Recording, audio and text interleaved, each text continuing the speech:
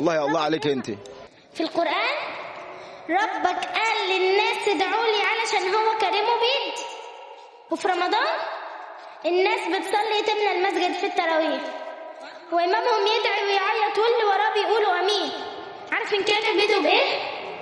كانوا كل صلاة بيقولوا يا الله رجع علينا صلاح الدين، يا الله ده احنا مش مستنيين، يا الله لو جالنا هنقوم واقفين، يا الله نمشي وراه ونكون طاعين، يا الله ونحرر شعب فلسطين، يا الله بس يجي لنا صلاح الدين يا الله.